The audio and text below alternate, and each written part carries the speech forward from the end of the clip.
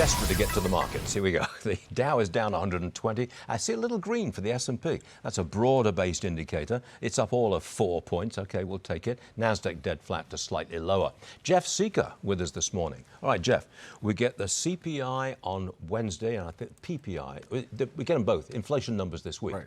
What happens if they come in a little hotter than expected? Well, keep in mind, Stuart, we're coming off of the Fed decision, which we had dissenters thinking that they should raise rates, and Kevin Warsh is pretty much showing his hawkishness. So we are going to probably need to see the if the CPI bumps any higher than it's been, then we're probably going to get talk of that. Now, but what we have to do is look back on Friday.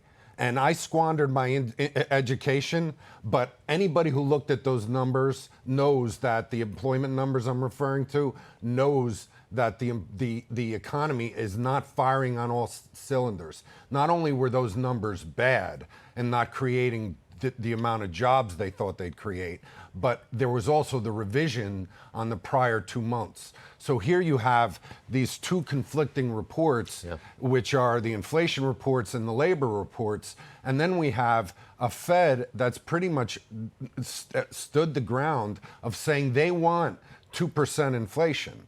And then they're looking at 2% inflation as being the baseline, and not considering the fact that a lot of the inflation has been caused by the rise in oil prices. So here's the word that is going to scare the markets half to death, and that's the word stagflation.